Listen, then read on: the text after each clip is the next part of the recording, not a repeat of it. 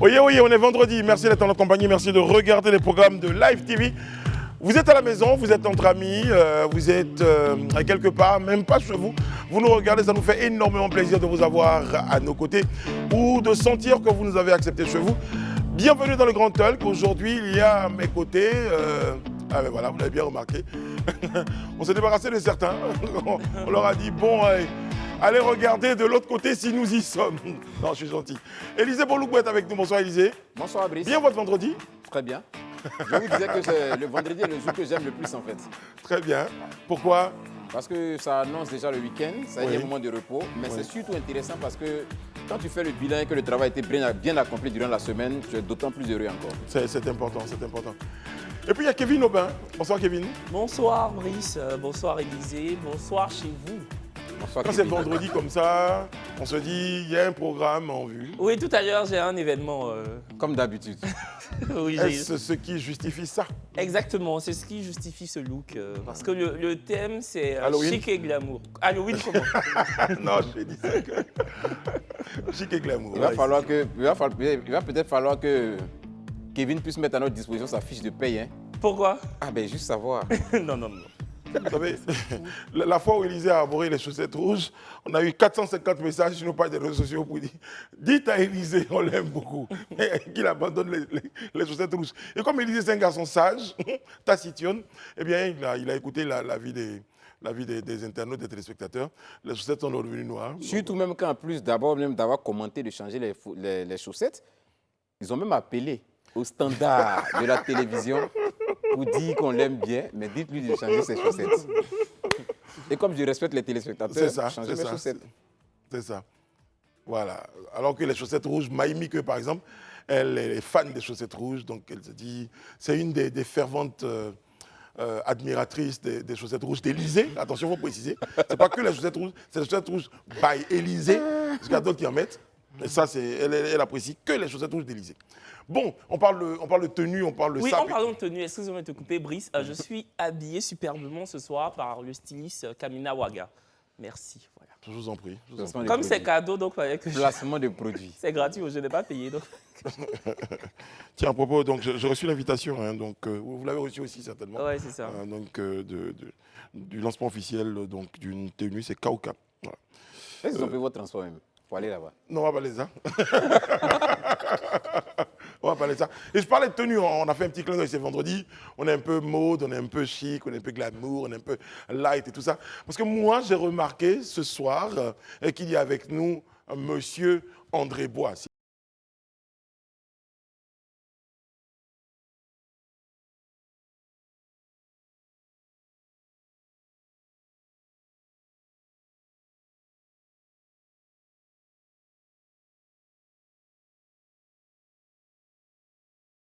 Il m'a réservé la surprise. Ouais, j'ai avec le sapé comme jamais. Oui. Non, en plus, moi, j'adore le look de Kevin. En plus. Ah, merci. Plutôt, non, mais franchement, tu es sapé. Hein. Merci. Franchement. Ouais, franchement. Mais seulement que tu as fait un plan raciste, tu aurais pu nous communiquer et chacun allait essayer de suivre. Merci les amis. Merci André, vous allez bien? Oui, ça va plutôt bien. Bon, on termine la semaine notre grand talk. C'est le cas de le dire. Ouais. Tous les vendredis, elle passe nous faire un point sur le point de Jessica. Qu'on reçoit maintenant, mesdames et messieurs, nous sommes que 4, mais vous allez sentir les applaudissements comme si nous sommes dans un stade.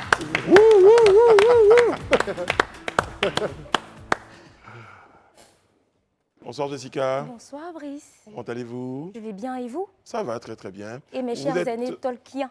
Ça va, c'est vendredi, ça ne peut qu'aller. Super bien, ça va. Bien. Vous êtes supporter de la SEC d'Abidjan? Ah, comment? Vous êtes supporter de la SEC d'Abidjan? Oui. Aujourd'hui, c'est le jaune. Ah, c'est le jaune et oui. le noir. Le jaune et le noir. Oui, et le noir. C'est beau. Pour équilibrer un peu les couleurs, ouais, je peux le dire ainsi. C'est bien. Non, c'est très beau. C'est très beau. Ah, merci beaucoup. On ne vous demande pas de nous faire un petit tour. Jessica, ah ben tiens, vous l'avez fait. Je l'ai fait. Ça y est, vous l'avez fait. Jessica, avec vous, on parle de sécurité pour commencer ce soir. C'est plutôt On parle de la fonction publique, Très bien. cette fois. Aujourd'hui, on va aborder 2 points. Et le premier, je le démarre dès à présent. La ministre de la fonction publique, Anne-Désirée Ouloto, invite les fonctionnaires et agents de l'État ayant abandonné leur poste en quittant le pays à la faveur de la crise post-électorale à rentrer pour occuper leur poste au plus tard le 31 décembre 2022. On note déjà une soixantaine parmi eux qui sont rentrés. Elle exhorte ceux qui sont à la traîne à venir rencontrer les différents directeurs des ressources humaines afin de reprendre leur poste. Car passé le délai du 31 décembre 2022, ils seront sans doute définitivement rayés des effectifs de la fonction publique. Ils bien. sont donc avertis. C'est clair, c'est que le message est bien passé. En Bon, tout cas, c'est un coup sec. voilà. C'est un coup sec. Oui, Et on va parler de sécurité. cette fois, on Ah ben parle voilà. de Enfin. sécurité. Là, Je me suis dit, bon, ben, le ministre de l'Intérieur et de la Sécurité, Diomandé Vagondo, a annoncé ce jeudi 8 décembre 2022 la création d'une nouvelle unité de sécurité dénommée Police Recours. Elle sera mise sur pied à compter du 20 décembre 2022. L'objectif de cette nouvelle unité est de sécuriser les biens et les personnes durant la période des fêtes de fin d'année. Elle sera dotée de matériel et de véhicules spécifiques et sera postée dans des zones stratégiques avec pour double mission sécuriser et assister la population. Ce sera le dernier point de ce soir. vous regardez le foot, Jessica? Parfois, Vous avez j'ai dit- grandi dans une famille assez sportive. Mon père, malgré ses 50 ans, il continue de jouer au Maracana. Ah, Oui, et mes frères et sœurs, j'étais un peu un garçon manqué, mais maintenant, ça va. Vous jouiez au foot? Oui, en même temps, j'adore. Très bien. Merci, Jessica. Merci à vous de m'annoncer. Je vous souhaite une excellente émission, surtout un très bon week-end. Et mes chers amis téléspectateurs, prenez soin de vous pour nous. au revoir. Bye bye. Bye. Bon week-end. Merci. Faut vraiment que je pose la question un jour à Jessica, ce qu'elle fait de ses week-ends. Ouais. Chaque fois, j'oublie de lui demander, mais je lui demanderai un jour. Non, Un je pense jour, qu'elle je joue au lui demanderai. foot, hein, dit quand même. Non, mais, mais non, tu as demandé un jour, tu as dit qu'elle a passé le temps à lire. À lire. Oui, je me rappelle bien. Elle lit le week-end. Tout le week-end, elle lit. Ouais, ouais. C'est très, très bien. J'imagine sa bibliothèque. Non, À propos on peut bibliothèque- lire en ligne. À propos de bibliothèque, je me souviens qu'à l'époque, nos parents, ils avaient... vous connaissez la fameuse bibliothèque Bien sûr. qui se trouvait au salon? C'est un meuble. Oui. Il y avait à l'intérieur Il y avait des grandes sous-pieds, encyclopédies. des assiettes aussi, et tout ça. Une partie des encyclopédies, mais une partie avait des En grosses tout cas, assiettes, ben des oui, justement. sous-pieds. Un cadre moyen a ça quand même dans ce fameux buffet C'est avec ça. les... Le général Colbert, monsieur Amaman, donc, qui me disait, lui, quand il a travaillé, mais c'était ça sa préoccupation. Il fallait qu'il ait les sous-pieds, les assiettes dans sa bibliothèque. Chez nous, on avait les encyclopédies, ça. A, B, il y avait des trucs. Mais bon, enfin, ça Ce qui participe à était notre curieux, c'est qu'on ne lisait jamais, en fait. C'était Non, juste c'était là juste pour la déco. décoratif. Mon père, lui, il avait les 33 tours. Ouais. Les 33 tours de Cassave, de Monibilé, de San Fantoma. Ne t'inquiète pas, tu ne comprendras pas, Kevin. Donc. Celui qui fait... Il disait ça. Mandela. D'accord. Vous connaissez la chanson? Non. Vous connaissez pas Mandela? Bah, Mandela, l'ancien président, là. Non, la chanson. La chanson. Non, non. Bon, San vous allez l'écouter. Fantoma. Vous allez l'écouter avant la fin de... San Fantoma. Non, franchement, ça ira. Hein. Non, mais il faut... Mais il Non, est mais pas tu gentil. apprends, en Mais fait. vraiment. Tu Ah oui, ça découvrir, quand je t'ai dit ça ira. Découvrir Il les dit, oh, choses. Thierry va vous faire... Mais Mandela, D'accord, ok. Bon. c'est mon cousin. Mais moi, c'est une... Ah.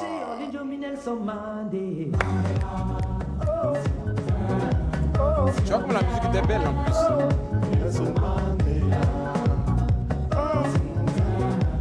C'est mon cousin. mon cousin. Merci Thierry. Après, vous passerez prendre... Ah, peut-être ça, il dit vraiment c'est mon cousin ou pas?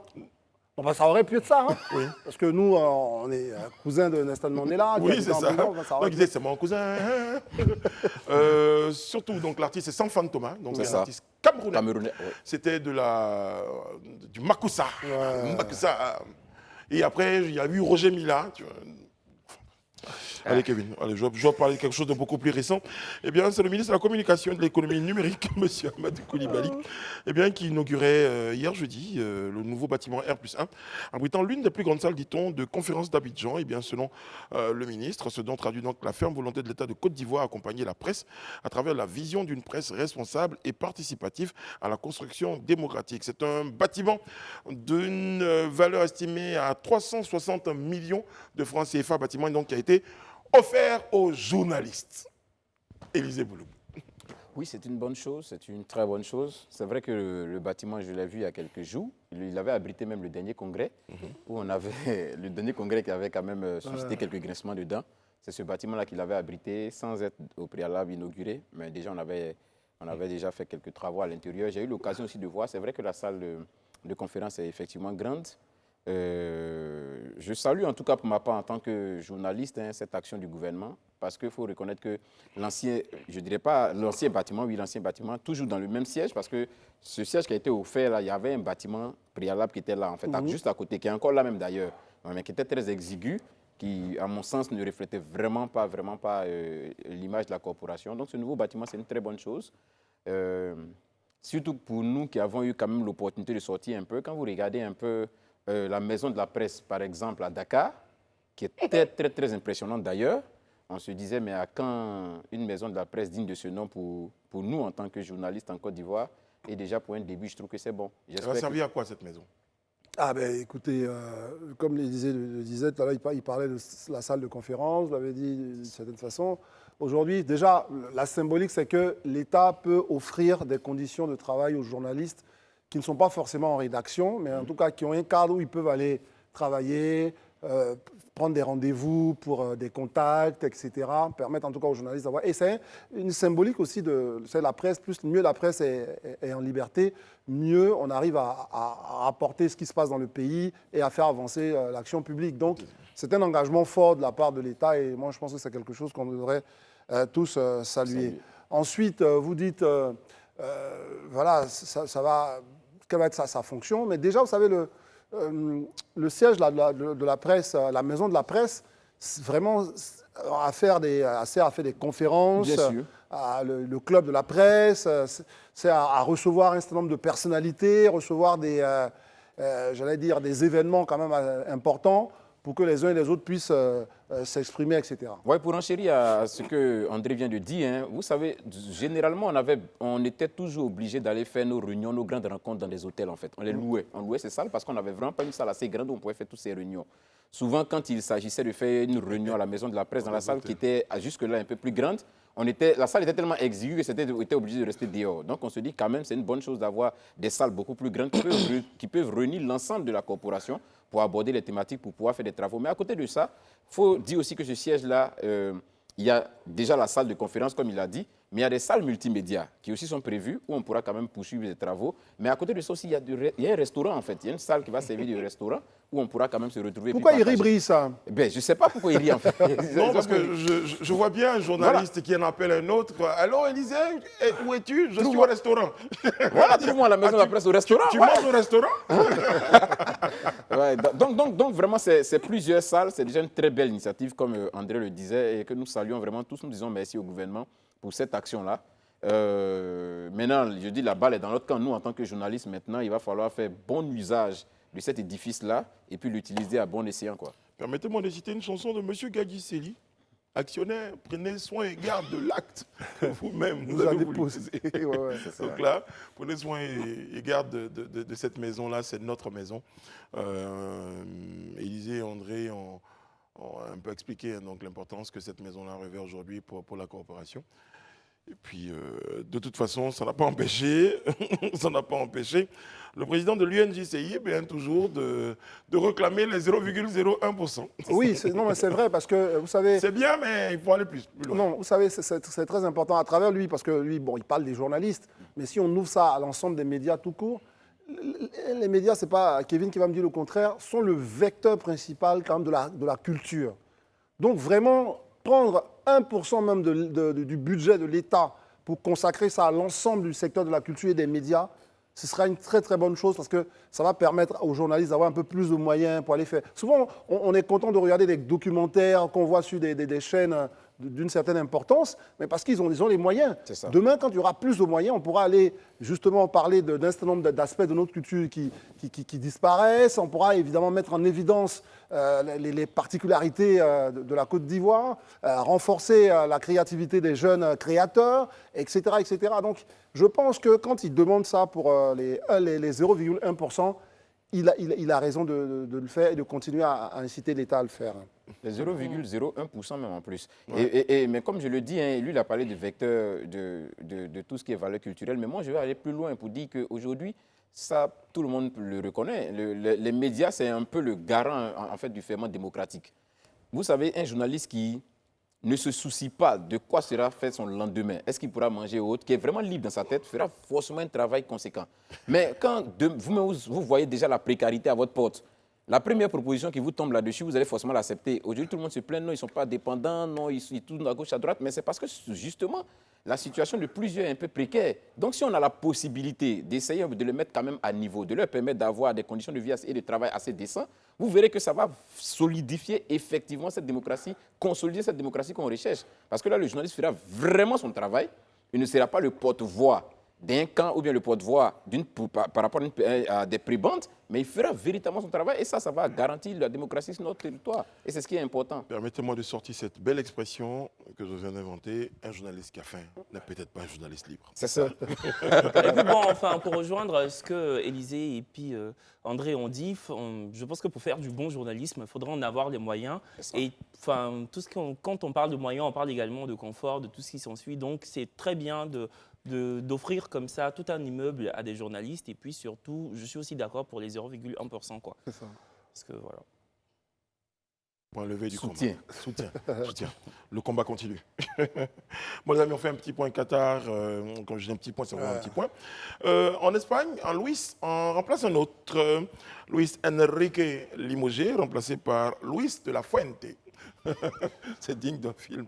Oui, pour parler justement déjà des quarts de finale, les conséquences des huitièmes de finale. Et les quarts de finale, vous savez qu'on connaît déjà les premiers qualifiés de la demi-finale. Et là, il faut quand même, ce qu'on doit retenir, c'est les conséquences de ces huitièmes de finale. Ce n'est pas seulement les qualifiés. L'Espagne, Luis Enrique, qui avec son football, quelqu'un a dit que l'Espagne était numéro 1 en nombre de passes, mais il ne bougeait pas beaucoup. Donc là, les gars ont dit, bon, écoutez, il faut que l'entraîneur cède la place. Il y avait un de ses adjoints, mais en tout cas le sélectionneur de l'équipe de moins de 21 ans, qui, Luis de la Fuente, a pris donc le relais pour préparer déjà l'Euro 2024. C'est déjà là pour les Européens. Et c'est une conséquence quand même assez forte pour l'Espagne de devoir comme ça changer. Est-ce qu'ils vont changer en même temps de façon de jouer? Est-ce qu'ils vont revoir leur culture footballistique? Parce que ça fait quand même un certain nombre d'années qu'ils jouent à la baballe et ça ne produit pas les fruits. Et sur ça, je l'ai pu. Bon, il y a évidemment le Sénégal et qui permet à chacun des joueurs qui ont réalisé une belle épopée de repartir même avec un bon petit pactole. Et vous parlez de pactole, je saisis le pactole au bon pour parler de ces 115 millions de francs CFA pour chacun des 21 joueurs de la sélection sénégalaise et 250 millions de francs CFA pour l'entraîneur Aliou Cissé. Vraiment. Et 86 250 000 francs pour les 15 autres membres du staff d'Aliou Cissé. Chacun. Oui. Non, moi je trouve que c'est totalement exorbitant. Je suis désolé. Excusez-moi, c'est vrai que le Sénégal... Une petite pointe de... Oui, franchement, c'est totalement démesuré à mon sens. Moi, j'ai regardé le SMIC au Sénégal, c'est un peu similaire à celui de la Côte d'Ivoire, autour de 60 000 francs. Donner 250 millions à Aliou Cissé, 115 millions à chacun des 21 joueurs. Le Sénégal n'a même pas pu franchir le cap des demi-finales. Ils n'ont pas non plus fait un exploit totalement mirifique à la Coupe du Monde. Donc, il faudrait qu'on arrête. Sachant que la population sénégalaise, il y a une bonne frange de la population qui souffre et qui n'arrive pas à se nourrir de façon convenable. Je ne comprends pas. Après, vous allez me dire, tu vas me parler, oui, c'est du sport et tout. Mais non, c'est même pas ce que je vais dire. Mon désaccord avec Kevin, c'est pas sur effectivement, la récompense, c'est... Moi, je me suis toujours plaint. Ma majorité de nos joueurs, il faut que je parle d'abord de notre désaccord, c'est que je pense qu'on doit les récompenser. Maintenant, il y a une chose que j'aurais aimé, c'est qu'on prenne une partie de cet argent pour développer le football. Parce que je ne comprends pas pourquoi des joueurs qui déjà touchent quand même pas mal d'argent, qui viennent se mettre au service de leur pays, on est obligé de leur donner autant d'argent, alors qu'on aurait pu, il ne serait-ce que leur donner une moitié, et chacun, avec 50 millions, excusez-moi, peut développer un petit stade dans son quartier, à Dakar ou à Kaolack ou je ne sais où, mais ça aurait pu être quelque chose. À 50 millions, on peut développer 50 petits stades dans des quartiers du Sénégal. Donc je pense qu'à un moment, il faut qu'on ait les bonnes idées, quoi. Je ne sais pas, 115 millions pour un pays comme le nôtre, ça pose problème. Comme le nôtre, pour nos pays, quoi. J'avoue que si j'avais mon frère dans l'équipe du Sénégal, je n'aurais pas du tout accepté vos différents points de vue. Non, mais Brice... Bah nous non plus. Hein. Même moi, si ça avait été mon frère, franchement... attendez, parlons-en. Quand je dis ça, on le félicite. On a appris il n'y a pas longtemps que Gervinho a inauguré un immeuble, tout ça. On l'a vu. Est-ce que, sérieusement, cet immeuble-là a bénéficié de combien de la prime des éléphants? Je pense que la majorité de cet argent, c'est ce qu'ils gagnent en Europe. Ce sont les milliers de francs qui gagnent en prime de match et en prime de choses. Donc, je ne suis pas sûr que c'est l'argent des éléphants. Oui, mais en même temps, André, ils vous ont bien expliqué souvent que les primes des joueurs sont souvent ce que vous qualifiez d'exorbitantes. Parce que vous avez une durée de vie quand vous êtes footballeur. À 33 ans, 35 ans, vous commencez à ne plus être favori dans les choix. Donc, je crois que c'est un peu tout ça que les gens essaient de capitaliser. Donc, bon, écoutez, s'ils estiment que... Non, Brice, pardon, de te couper, parce que n'oublions pas une chose. D'abord, on s'occupe d'eux avec les deniers publics. Les gars, n'oublions pas, c'est vraiment important. C'est-à-dire que là, par exemple, quand ils vont, au plus ils avancent dans la compétition, la FIFA leur donne plus d'argent. Il me semblait qu'au bout de 3 matchs, l'équipe de France avait déjà 12 millions d'euros. Donc quand on va en chose... Bon.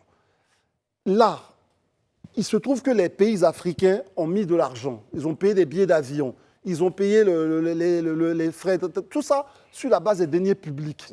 Et qu'en plus, la FIFA va remettre de l'argent et on remet ça encore aux joueurs. Moi, je pense que je ne dis pas, de donner à quelqu'un d'autre, mais on peut prendre pour développer le football. Vous voyez comment les gamins s'entraînent sur les terrains vagues. Mais on peut en faire quelques terrains synthétiques, mettre un peu de gazon, c'est de ça qu'il s'agit. Et les joueurs même, on peut dire ça c'est le terrain, bon il fait plein de choses, ça c'est le terrain Sadio Mané. Ça ici à Touba, c'est le terrain Alioune Cissé. Voilà, ou bien une école de foot, enfin, je ne sais pas. Moi j'espère bien que l'intendant qui était censé mettre les maillots des Sénégalais dans l'avion et puis qu'il a oublié. Là. Non, c'était Ghana. C'était Ghana. Ah d'accord. Sinon j'allais dire j'espère bien qu'il n'est pas dans l'avion. C'était cette fake news là en fait. Bon, écoutez, après, quelqu'un a dit la pauvreté. Bon. Ouais, juste pour terminer sur ce point, moi je pense que peut-être ça m'amène à ouvrir un peu le débat ou du moins la réflexion sur le fait que peut-être qu'il va falloir, pour moi, institutionnaliser, disons, les primes ou les gains à l'issue de chaque compétition, mais des victoires. C'est-à-dire, ici, aujourd'hui, le président du Sénégal consent à donner 115 millions à chaque joueur et 250 millions. Demain, peut-être si un autre président vient, vraiment selon son bon vouloir, il va peut-être donner Est-ce qu'il va donner peut-être 250 millions, il va donner 300 millions. Peut-être il serait bien qu'on dise quand on a fait une telle compétition, qu'on arrive à un tel, qu'on ait un barème en fait, un barème qui est défini. Non, mais après vous dites ça, je vois bien l'idée, oui. Mais on est bien aussi d'accord que certaines situations, certaines circonstances conditionnent ou déterminent. Mais c'est ça qu'on appelle l'exception. C'est l'exception qui vient justement confirmer la règle. Il y a des barèmes qui existent. Maintenant, quand on fait ces gens, on se dit non, l'exception, parce que vraiment, c'est vrai qu'on a un barème, mais compte tenu d'un certain nombre de circonstances, de paramètres et autres, aujourd'hui, on là, pense par exemple, dans le cas du Sénégal, c'est la première fois que le Sénégal partait au mondial, c'est ça? ça? Non, pas du tout. C'est la D'accord. deuxième. C'est son deuxième mondial. Et d'ailleurs, même, et- son premier mondial réussi, mais maintenant en 2002. Ouais. Ils sont arrivés en demi-finale. Non, En non. quart de finale. En quart Oui, c'est en quart qu'ils ont été quart. éliminés. Et En quart là, de finale. et là Ils sont tombés juste au huitième de finale. huitième de finale. Donc, on récompense. Attends, là, on récompense quoi en fait? De vous à moi, sérieusement. On récompense des gens à des centaines de millions de francs CFA. Alors qu'ils juste n'ont même parce pas atteint qu'ils les ont franchi objectifs. le cap des huitièmes de finale. Il faudrait qu'on arrête. Non, ils n'ont pas franchi le cap des huitièmes de finale, ils ont juste franchi l'étape des poules. Les poules. Parce qu'ils sont arrivés à huitième, on les a Ils éliminés. sont sortis de leur Oui, poule. non, mais ils ont Bon, été peut-être au que cette huitième. campagne, bon, après il y a beaucoup de facteurs, hein, on va pas rentrer. Peut-être que cette campagne Non. a donné beaucoup plus d'enthousiasme, il y a eu beaucoup plus de sponsors, Non, mais- il y a eu beaucoup plus de choses. Mais on a compris vos points, on a Ok, compris vos d'accord, points. ok. C'est le point de gens qui ne sont pas partis au mondial et qui n'ont pas eu ça. Et dont les parents et dont non les plus. parents ne sont pas dans l'équipe. On a bien compris que, bon, je suis cousin d'Aliou Cissé depuis un moment. Pendant qu'il y en a qui rigolent, eh bien, ça le temps pour le bien nommé Bakary Gassama, donc, que vous connaissez bien. Ouais. L'arbitre Bakary Gassama, quand je regarde quand je le regard de Kevin Aubin dans ce sens-là, ça ne fait pas partie de vos copains? L'arbitre? Oui. Non, j'ai pas de pote arbitre. Très bien. J'aurais bien voulu, hein, mais. Très bien. Il disait, le problème, j'ai failli dire Mamadou Gassama, c'est un autre Gassama, Un autre dans Gassama. son style, Bakary Gassama. Eh bien, il avait déjà fait parler de lui lors du match Algérie-Cameroun. Cameroun. C'est ça. Et malheureusement, pour lui, la FIFA a décidé de le sanctionner. Ben, c'est vrai, je ne pense pas que ce soit, moi personnellement, je pense pas que ce soit lié forcément au match. Je ne pense même pas que ce soit lié au match entre l'Algérie et le Cameroun. Parce qu'après ça, Gassama a été sélectionné parmi les arbitres qui devaient participer au mondial. Et il a été au mondial. Ce que la FIFA justifie pour, disons, mettre un thème à la participation de Gassama au mondial, c'est que durant toute la compétition, il y a une évaluation qui est faite. Merci. Il y a une commission d'arbitres qui fait une évaluation pour voir les arbitres qui ont été performants sur cette première étape de la compétition. Et en fonction de ça, puisque les matchs de poule, on a 32 équipes, donc les matchs de poule déjà, vous imaginez le nombre de matchs, tous les arbitres vont arbitrer les matchs. Mais quand on va au second tour, au huitième de finale, au quart de finale, les matchs s'amoindrissent. Donc là, oui, on rentre encore dans la phase la plus décisive de la compétition. Donc on a besoin des arbitres là beaucoup plus qui sont les plus, performants, ouais. voilà, qui sont les C'est plus ça. compétents. Et pour évaluer cela, pardon, pour arriver à cela, il y a une évaluation qui est faite durant les premières étapes. Et c'est à l'issue de cette évaluation que lui, et pas lui seulement, hein, il y a d'autres aussi arbitres africains même qui ont été aussi, voilà, à qui on a demandé de rentrer. Et la Coupe du Monde était finie pour eux. Il y a par exemple le Sénégalais Maguette Ndiaye, la Rwandaise Salima Mukanzanga et le Zambien Giannis Sigozwe qui sont des Africains C'est ça. qui eux aussi, voilà, se sont vus remerciés par la FIFA. Donc c'est ça, c'est parce qu'on estime qu'ils n'ont pas été, au thème de l'évaluation, aptes à poursuivre la compétition. Voici. Voilà. Non, mais sur ça, Élysée a pratiquement tout dit, mais je vais en rajouter quand même. Non, il a pratiquement tout dit. Il ne faut pas non plus exagérer l'arrêt de Gassama. C'est que plus la compétition avance, mais on prend et sa prestation n'était pas la plus convaincante lors de son unique match. Donc voilà, mais là où ça commence à être, on commence vraiment à s'inquiéter, c'est que on a le CHAN qui arrive. Et donc on se dit, au regard de sa position d'arbitre qui était au mondial, C'est ça. le CHAN qui va arriver, je crois que c'est en février ou je ne sais plus. En janvier. En De janvier jusqu'à février. Voilà, le CHAN, lui, En Algérie.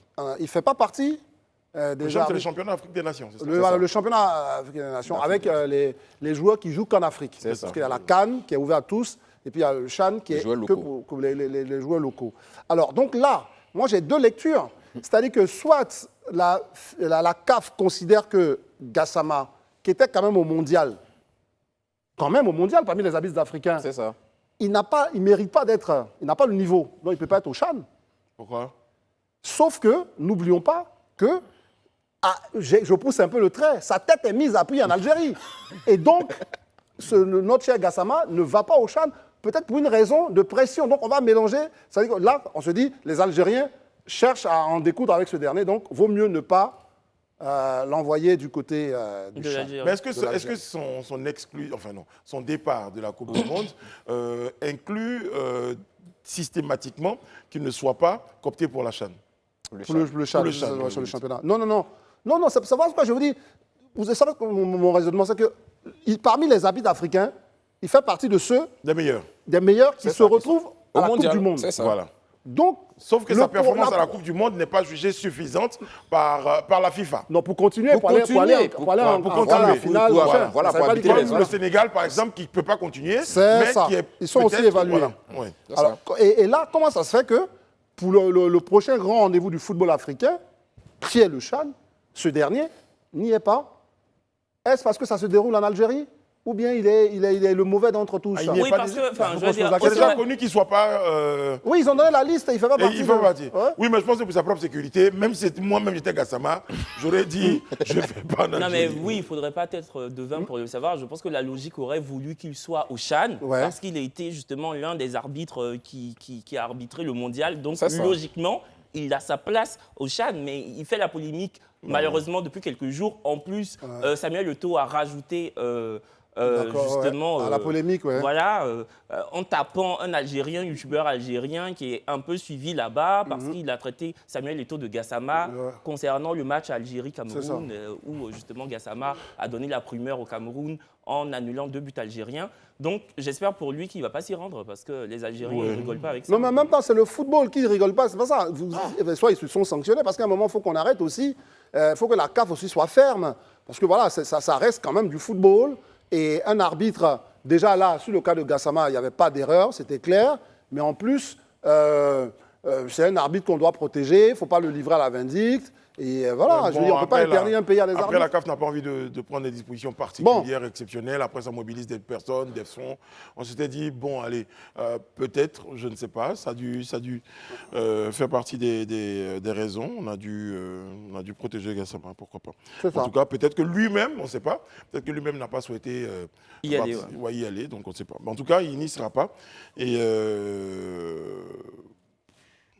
écoutez, Gassama, chacun sa vie. Hein. Chacun son match. Ouais, mais, Chacun son match. non, mais aussi, C'est vraiment pas sérieux. il faut souligner que quand même Gassama reste l'un des meilleurs sifflets africains. C'est ça. On peut lui reprocher beaucoup de choses, mais Gassama, depuis quelques années, quand même, reste l'un des meilleurs sifflets Est-ce qu'il n'a africains. pas été un des arbitres d'une rencontre impliquant la Côte d'Ivoire où nous avions perdu? Et je crois entendre encore dans ma voix, Si, il a- dans ma si, tête, si, des si, voix si. de commentateurs. Oh, Gassama. Si, Il n'y a pas dans son nom? Si, je crois que c'est lui qui C'est avait lui, arbitré hein. notre match face à la Zambie en 2012. il me Oui, semble. on lui en Voilà, voulait ouais, aussi. Ouais, je pense bien. Le oui, même oui. Gassama. Oui, oui. Non, Donc, mais il n'est pas responsable de notre ouais, mais débâcle. de notre débâcle. Donc, il faut arrêter aussi. C'est l'un des meilleurs sifflets africains. Ouais. Et on lui souhaite bon courage. Peut-être que ça n'a pas marché cette fois-ci sur le mondial. Il n'a pas été assez performant, mais bon, on ne sait pas. Peut-être qu'il faut qu'il se mette maintenant plus au travail et que peut-être les prochains rendez-vous seront les meilleurs. Très Bon bien. courage à Allez, Gassama. courage, Bakary Gassama. Notre prochain sujet, eh bien celui-là aborde la question du procès de Grand Bassam. 2 accusés, 4 témoins entendus. Parmi ces témoins, un membre des forces spéciales, Élisée. Oui, effectivement, il y a un membre des forces spéciales en qualité de témoin, hein, Bien sûr. évidemment, qui a témoigné, disons, le visage caché, parce qu'on n'a pas voulu qu'on sache qui il est, et qui a expliqué un peu, il a plutôt expliqué hein, les combats, comment ça s'est mené, l'intervention sur le terrain, il est un peu revenu là-dessus. Mais ce qui est intéressé, je pense, un peu plus le procureur et les avocats, c'est surtout le témoignage des deux autres accusés, voilà, notamment celui qui a été accusé d'avoir fait la logistique, c'est-à-dire d'avoir conduit les agresseurs sur le site, qui lui a expliqué vraiment ne pas les connaître, ou du moins le connaître, mais ne pas savoir qu'il y avait... Ils ne connaissaient pas leurs intentions. Leurs intentions, voilà. Donc, il a juste répondu à une invitation. Ceux-ci lui avaient demandé avant l'attentat, bien avant l'attentat, dans le cadre du repérage, de les accompagner à Bassam. Ils sont partis juste fêter un peu, d'après eux, bon, se distraire et puis ils sont rentrés, mais ils ne savaient pas qu'ils avaient cette intention-là. Ils préparaient un coup, c'est ce qu'il a donné comme explication. Ok. Le procès est loin d'être... Non, le procès suit son cours. Il est, logiquement, Ça ne fait il est que commencer, censé, hein. voilà, logiquement, il était censé s'achever le 22 décembre. Voilà, à l'ouverture, ce qui avait été dit par les juges, c'était que le procès devrait s'étendre jusqu'au 22 décembre. Alors, on nous signalait environ 16 témoins qui devaient prendre la parole, mais le deuxième jour, le procureur avait dit que parmi ces 16 témoins, je crois 8 ou 10 avaient confirmé, voilà, de passer à la barre, les autres étaient encore hésitants. Donc, on attend de voir. Ok. Bon, après, faut juste rappeler, qu'il y a, Jessica en parlait tout à l'heure, il y a une opération de sécurisation.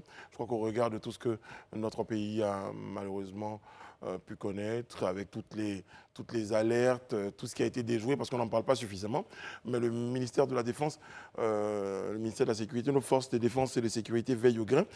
Il y a de nombreux attentats, enfin un nombre assez important d'attentats qui sont déjoués. Oui, mais tous les jours, il y a des gens qui sont animés d'esprits subversifs.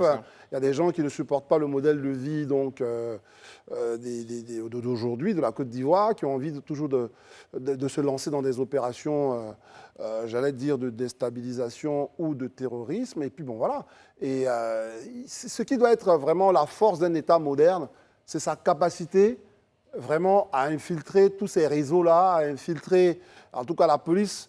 C'est vrai, il y a la police, le visage qu'on connaît, le maintien de l'ordre classique, mais il y a le renseignement. Et c'est là où, quand vous évoquez le nombre d'attentats déjoués, c'est là où on doit montrer de la force.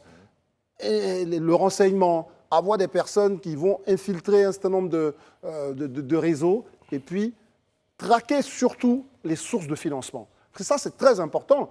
On sait qu'on a beau avoir une idéologie qu'on veut installer dans des pays, mais on a besoin de financement, mon cher Brice. C'est ça. Et donc, le financement, qu'est-ce qu'on va faire? On va faire des trafics, la drogue, la corruption. Voilà. Donc, et tout ça, c'est ce qu'il faut surveiller, je pense, au jour le jour. Très bien. Bon courage donc à nos forces de défense et de sécurité. Les amis, on marque une courte pause et derrière, on va aborder d'autres questions. Celle, par exemple, de l'orpaillage clandestin avec des femmes, malheureusement, qui perdent la vie suite à un éboulement à Zoukoubou. On aura l'occasion d'en parler. Et bien d'autres sujets dans notre grand talk. Restez connectés.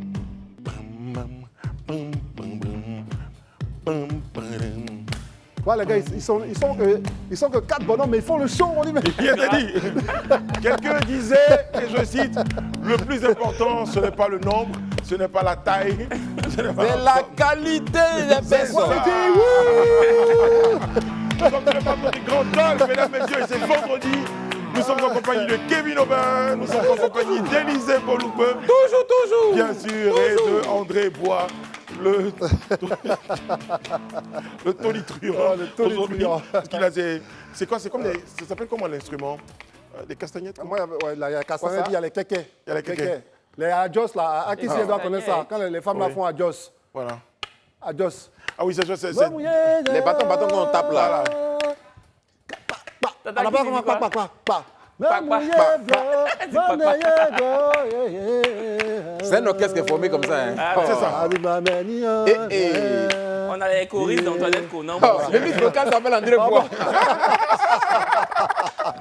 L'orchestre philharmonique du Pac. Bon, c'est vendredi, on essaie de vous partager beaucoup de bonne humeur. C'est ça. Quelqu'un disait, on ne donne pas conseil, il y a caillou dans l'oreille de certaines personnes.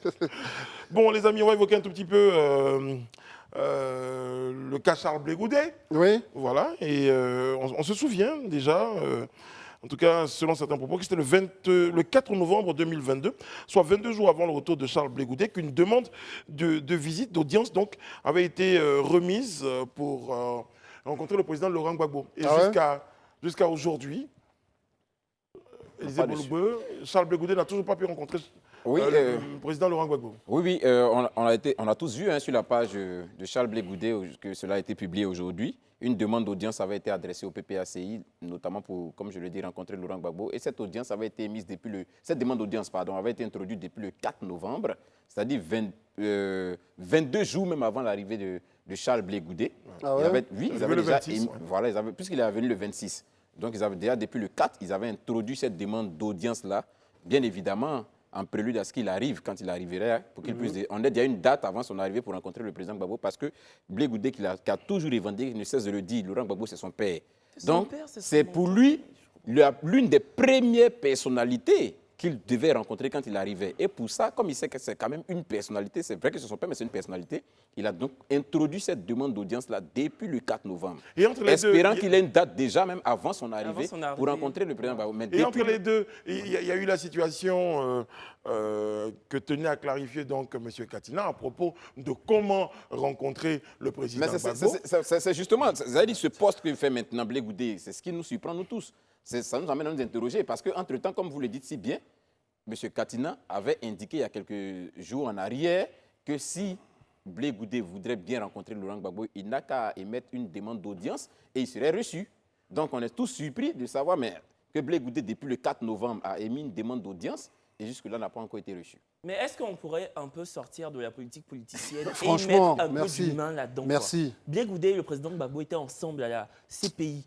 Anne Tchélé nous l'a dit pendant justement le Grand Talk. Il a été avec le président Gbagbo, il était à ses petits soins, il a cuisiné pour le président Gbagbo. Dès que le président Gbagbo avait justement un petit bobo, j'avais pas envie de faire du rire. Il est passé aussi. Voilà. Le passage. Il repassait ses chemises, c'est son père, c'est son mentor. Blé Goudé était biberonné par le président Gbagbo pendant des années. Je ne comprends pas qu'aujourd'hui, on lui exige de faire une demande d'audience pour voir un homme avec qui il a lutté pendant des années, un homme pour qui il s'est saigné pendant des années, un homme avec qui il a été en Hollande en prison pendant des années. Mais Kevin, Et je termine pour par moi, un homme avec qui on a envie de nous faire croire qu'il n'y a pas d'eau dans le gaz. C'est ça. Non, mais parce que. Pour moi, non, c'est mais insensé. parce qu'on parle un peu ensemble. Non, mais je pense même qu'on n'a même pas envie de nous faire croire. Parce qu'il n'y a pas d'eau dans le gaz. Il y a un article, pour aller dans votre sens, ce n'est pas un titre groupé contre le PPACI aujourd'hui. Il y a un article qui est sorti dans le dernier numéro de Jeune Afrique, nos confrères. Je vais vous lire une confidence que quelqu'un fait. Quelqu'un nous dit il y a énormément de ressentiment en ce moment autour de Laurent Gbagbo, car j'édulcore le nom, BIP a créé un cordon autour de Laurent Gbagbo qui fait que même des gars qui étaient des familiers du président Gbagbo ne peuvent pas le voir. C'est ce que Kevin dit. Est-ce que franchement, à qui on va expliquer que Blé Goudé doit demander une audience pour voir Laurent Gbagbo? Et ça d'autant plus, mais ce qui est même encore surprenant, Blé Goudé même ne s'offusque pas du fait qu'on lui demande une audience. Mais il introduit même l'audience 22 jours avant son arrivée et il n'est toujours pas reçu. Il Mais n'a en même aucune temps, date. on peut aussi estimer, permettez-moi de faire mon moi, estimer que 22 jours après, le président Laurent Gbagbo, il a d'autres choses à faire. Non, mais pour il a quelqu'un- un agenda. Non, Il a un agenda. Brice, t'es sérieux là? Mais je peux le dire. Non, mais attends. Mais moi, il y a des gens qui essaient de me voir, ça fait 3 mois. Brice, J'arrive pas parce que j'ai pas le temps. c'est même pas les bras pas qui sérieux, m'entendent là. quand je t'entends. Vos C'est pieds tout vous mon entendent corps qui a quitté vraiment Votre corps. pour aller, je ne sais où. Comment tu peux dire un mec qui dit c'est mon père, Je te dis. un autre qui dit c'est mon fils? Comment on peut être aujourd'hui à parler même de politique, d'agenda, de je ne sais quoi? Mais à un moment, il faut qu'on, comme il a dit, un peu d'humain dans cette affaire. Moi, je ne sais pas, on n'a pas besoin d'être partisan de qui que ce soit. On se dit, voici deux personnes qui ont eu quand même un destin très lié pendant près de 10 ans et même 20 ans, parce qu'il y a eu le pouvoir et puis il y a eu la situation en prison. On ne va pas nous expliquer aujourd'hui que l'un ne peut pas voir l'autre parce qu'il a un agenda super compliqué. Mais oui, mais parce que j'en parle, parce que Non, mais personne attends. ne veut dire officiellement qu'aujourd'hui, il y a de l'eau dans le gaz dans les relations entre Laurent Gbagbo et Charles Blé Goudé. Bon, Personne ne le dit. d'autant Et dire- si Ouais, vous ne le dites pas, personne ne le- vous ne le dites pas, mais justement, ce que vous évoquez là tombe en dessous de tout sens pour dire si tant Mais parce est qu'il y a que- une autre hypothèse, Brice, Ah. qu'on appelle ça l'eau dans le gaz. Il y a une autre hypothèse, c'est qu'il y a, comme je viens de vous le ça. lire, il y a des gens qui ont mis un cordon autour du président Laurent Gbagbo. Et justement, il n'y a pas que dans la situation de Blé Goudé qu'on dénonce ça. Il y a il y a des gens qui sont au PPACI qui aujourd'hui se posent des questions. Hier, Non, il mais- nous a dit, le secrétaire général, il nous a dit, le secrétaire général vous l'a dit, il y a beaucoup qui se posent la question de savoir est-ce qu'ils ont leur place au PPACI. Parce qu'avant, n'oublions pas une chose, les amis, la qualité de Laurent Gbagbo, ça ne veut pas dire que les autres ne l'ont pas, c'était son côté humain. C'était sa capacité à aller au contact des gens. C'était sa capacité à embrasser. Mais aujourd'hui, ils se rendent compte que le président Laurent Gbagbo est inatteignable. Mais Donc ça pose un souvent, la problème. raison est évoquée.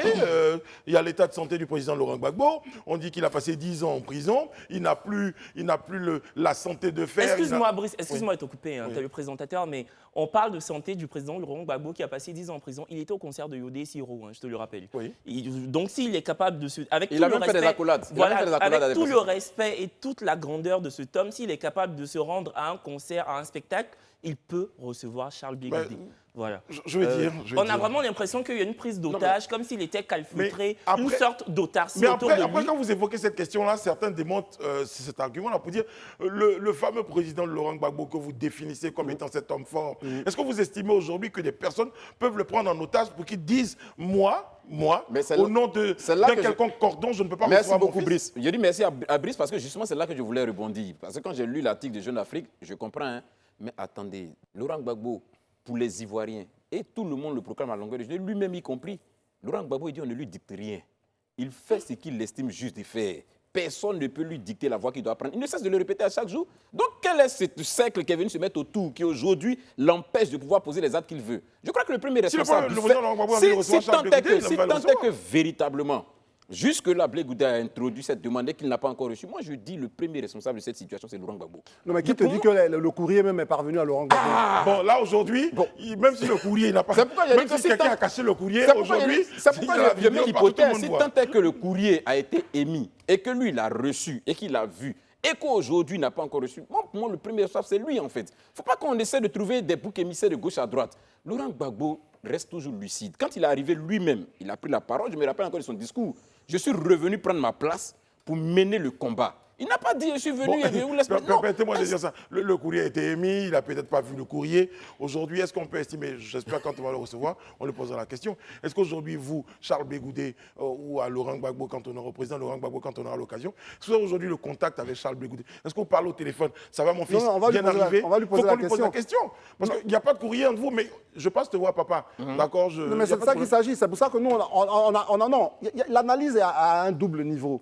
Il y a le côté humain qu'évoque Kevin à juste titre. Maintenant, il se trouve que le ministre Katinan, en tout cas le vice-président Katinan plutôt, dit exactement que voici, s'il émet une demande, la demande a été émise. Maintenant, si ça n'arrive pas, nous on se pose des questions. Humainement, peut-être qu'ils se sont appelés, machin, tout ça, mais là, nous parlons de ce qui est public. Ce qui est public, c'est la demande d'audience. Est-ce que la demande d'audience est arrivée à Laurent Gbagbo? Vous dites, l'hypothèse, c'est que ça lui est arrivé et il ne veut pas peut-être le rencontrer. J'en douterais parce que franchement, je pense que non. Moi aussi, j'en douterais. Je refuse de croire à ça. J'en douterais. Moi, franchement, je pense vraiment que l'hypothèse selon laquelle il n'a toujours pas eu vent du fait que Blé Goudé ait introduit une demande pour le voir, je pense que c'est l'hypothèse la plus tangible et la plus plausible, ok, allons-y, selon moi. Allons sur la base de cette hypothèse. Vu que vous évoquez allons-y, monsieur, Parce que c'est vrai. Là où je suis d'accord avec toi, Élisée, c'est que ce monsieur-là, Laurent Gbagbo, le président Laurent Gbagbo, n'est pas sénile. Il est lucide, il sait ce qu'il fait. Et donc, je ne pense pas qu'il voudrait sciemment ne pas voir Charles Blé Goudé après tout ce qu'ils ont vécu ensemble pendant des années en prison. Pour moi, ça révèle de... Non, c'est pas possible, quoi. Alors, même, moi, je veux qu'on aille même sur la base de l'hypothèse que tu évoques, sur le fait que peut-être même que le courrier ne lui serait pas parvenu et autres, tout ça, ou bien peut-être même que Charles Blé Goudé n'aurait pas eu. Moi, je m'en tiens à des propos de Charles Blé Goudé il y a quelques mois de cela, quand il était encore là. Il a été formel de dire que lui et Laurent Gbagbo se parlent. Ça, il a dit dans un de ses discours, et j'ai encore ça en mémoire. Ils se parlent. Donc, supposez même que le courrier ne soit pas. Supposez même que Blé Goudé même n'ait pas émis forcément le vœu. Tu as dit quelque chose de fondamental tout à l'heure. Il faut de l'humanité dans ce qui se passe, dans la politique qu'on fait en Côte d'Ivoire. Quand quelqu'un a été incarcéré, quand quelqu'un a allé subir des épreuves, quand il revient en famille, ce n'est pas lui-même qui court pour aller voir les gens. On vient lui dire Yakou. C'est ce qui est normal. Donc même s'il n'a pas pu aller, mais vrai. Le président Gbagbo aurait pu lui dire « Je dois recevoir mon enfant, les gars. Faites-moi venir ce Charles Blé Goudé. » Ça, c'est le minimum. Parce ça, c'est la tradition. Qu'il est là. C'est africain. Ça n'a rien... Ça dit que c'est humain, en fait. Ça, c'est dans nos traditions. Quelqu'un qui a subi des épreuves, on va vers lui pour lui présenter le soutien, le Yako. C'est vrai qu'ils ont été tous deux à la haie. Voilà. Mais Laurent Gbagbo est rentré, ça fait plus d'une année avant que Charles Blé Goudé vienne. Il a déjà pris ses quartiers. Donc, de celui qui est resté là-bas, quelqu'un qui avait été acquitté, mais qui est resté encore une année supplémentaire de plus, on suppose qu'il a vécu plus d'épreuves. Après, même donc, ça, en tant que Benjamin, on peut estimer aussi, vous savez, la fameuse tradition africaine, voudrait aussi qu'en tant que Benjamin, ce soit vous qui fassiez la démarche. Mais c'est ce qu'il a fait, c'est ce qu'il vous montre maintenant qu'il dit la fait. Ça va, mais j'essaie de vous expliquer. Je suis moi-même aussi en train de dire, c'est vrai, l'hypothèse selon laquelle il ne veut pas recevoir, ou du moins il a un agenda autre. Vraiment, cette hypothèse-là, on doit l'entendre parce que, évidemment, Je ne vois pas quelle raison. Il n'y a pas de raison que la raison de... Il ne veut pas recevoir le gars maintenant. Il n'y a pas de raison que la raison peut admettre, en fait, pour moi. C'est Blé Goudé, quoi. On sait ce qu'il a engagé de sa jeune vie pour Laurent Gbagbo. Le combat, de 2002 jusqu'à la fin de la crise, en plus, ces 10 dernières années. On va sortir de la science-fiction et revenir... Ça fait 20 ans de sa vie. On va sortir mine de rien. Et revenir sur les faits, c'est que pour l'instant, Charles Blé Goudé n'a toujours pas été reçu par le président Laurent Gbagbo, nonobstant sa volonté et surtout les efforts, notamment le courrier qu'il aurait déposé, donc selon les membres du COJEP, donc auprès du président Laurent Gbagbo, pour être reçu comme il avait été demandé. Et après, je tiens bien à le dire, on dépose un courrier et maintenant le président Laurent Gbagbo, selon son agenda, décide de quel jour, quelle période serait favorable pour une rencontre entre eux. Ça aussi, ça ne veut pas dire que parce que tu déposes un courrier, systématiquement, on devrait te recevoir aussi. Voilà, il a son agenda, dit-il. Je sais, ça ne vous fait pas toujours plaisir. Bon, il faut que je vous dise aussi les faits. Voilà. Comme je vous dis, après, je vous comprends quand vous le dites aussi, parce que André Bois... Bon, il y a des personnes qui essaient de rencontrer André Bois depuis 2 ans, depuis 6 mois. Elles ont beaucoup moins de facilité que Élisée Bolugbo, Kevin Aubert et moi. Donc on suppose mais que... ce pas des gens aussi qui ont vécu pendant 10 ans ou bien des 6 non, derniers mois avec André Bois. La ce qu'il dit, proximité et surtout la particularité de vos rapports détermine justement la priorité sur un certain nombre de choses. Merci. C'est ça. Très bien. Bon, les amis, on va évoquer la question avant de recevoir. Et ça, j'ai une bonne nouvelle. Hein. J'ai une très, très bonne nouvelle. Boukari Man, ça, c'est mon pote à moi, sera avec nous sur ce plateau. Boukari sera là parce qu'il prépare un magnifique spectacle. J'ai eu l'occasion de voir une partie des répètes. Je ne fais pas voir toutes les parties, mais en tout cas, une partie des répètes. Et je peux vous dire que ce qui se trame et ce à quoi vous devez vous attendre au Palais des Congrès de l'Hôtel Ivoire, eh bien, ça sera du lourd. Et je sais de quoi je parle. Pas de lourd. Bon, enfin, bref. Sinon, l'expression par le passé, c'était « il prépare une bombe ». Personne ne veut exploser. Après, pour les questions que vous savez, je vais éviter un certain nombre de termes. Bon, les amis, on évoque la question de la... Et puis même, c'est de la vieille animation, ça. Oui. Mais c'est ce que je dis. J'ai dit par le passé, c'est ce que j'ai dit. Ouais. On est un animateur très moderne, donc... Merci, Kevin. Préparez-vous. C'est beaucoup. pourquoi Je n'ai j'ai jamais jamais dit par une le bombe. passé. Ah, mais Élisée, vraiment. Je sais pas. Quel genre d'animateur tu regardes? En paillage clandestin, plusieurs femmes, et je le disais, et c'est bien triste, mais ensuite un éboulement à Zoukoube. Qui n'a rien à voir avec Boulugbo, imprécision. Exactement, il n'y a Voilà. aucun lien. Il n'y a aucun lien, c'est juste la fin. C'est quelque chose de... C'est très triste. On évoque à nouveau cette question d'orpaillage clandestin avec tous ces risques. Et là, malheureusement, il y a un drame qui se produit. Je sais, c'est le moment de drame sur le plateau. Ouais. Non, mais... C'est bien triste. Hein, Non, c'est des choses tout le monde voit venir, le danger que court un certain nombre de nos compatriotes qui, manifestement, pensent qu'ils n'ont pas d'autre choix que de creuser la terre sous leurs pieds pour chercher la pierre précieuse, etc. Mais bon, ça se fait, mais il y a des conditions quand même techniques pour pouvoir donc protéger sa vie, etc. C'est un débat qu'on a déjà eu sur ce plateau.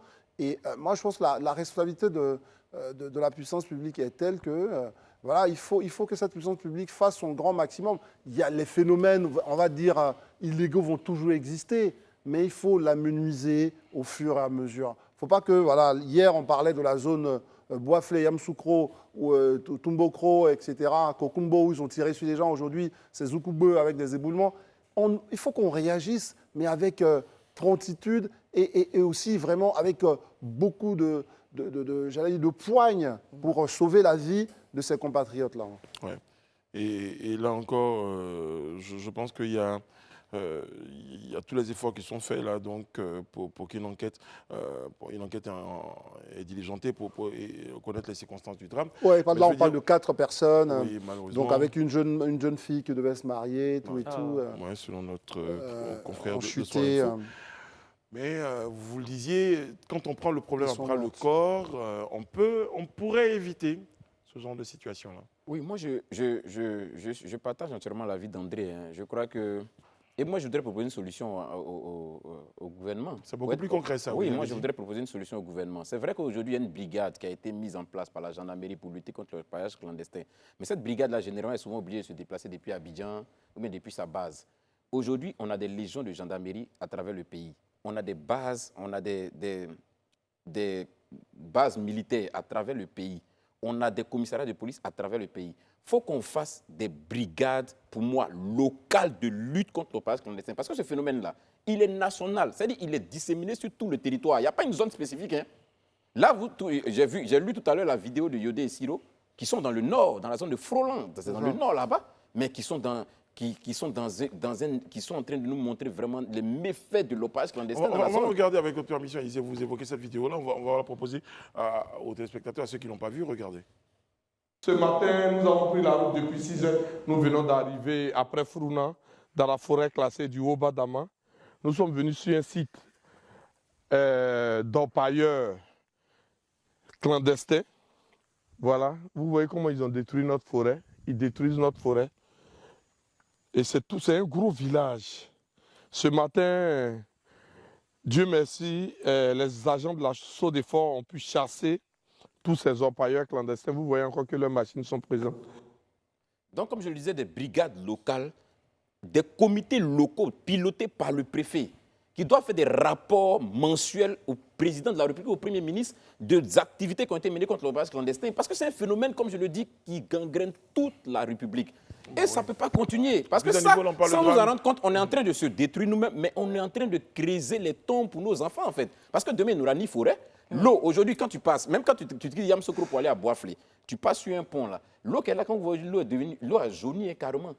Ça vient de depuis le haut. Quand vous partez à Boisseau, pareil, la Bia aussi, pareil. C'est-à-dire que tous les coups d'eau aujourd'hui sont infestés à cause de leur passage clandestin. Mais on ne pourra plus vivre après.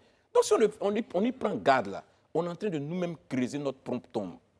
Parce qu'ils utilisent des produits, des machins, ça, je sais pas, non, mais moi, je voulais justement revenir sur la vidéo et dire bravo. Je rappelle que le site, pardon Kevin, hein, le site dont parle Yodé et Siro n'est pas le même. Hein. Ce n'est pas celui de Zoukoubou. Non, c'est Fronan. Je voulais juste préciser. Non, pour dire comment Elisée l'a dit, le phénomène est un peu répandu partout. Voilà. Non, mais dire bravo à Yodé et Siro parce qu'ils sont vraiment impliqués dans la lutte. Dans le reboisement. Voilà, la lutte contre la déforestation et tout ce qui s'en suit. Ils ont même été reçus par la première dame, Madame Dominique Ouattara. Donc c'est très bien de voir des artistes avec autant de cotes s'impliquer comme ça dans une cause environnementale. Je trouve ça très bien. Après, pour revenir à leur paillage, on avait parlé de la possibilité d'avoir des dozos sur les sites qui étaient censés être formés par des militaires. Je ne sais pas où est-ce que c'en est.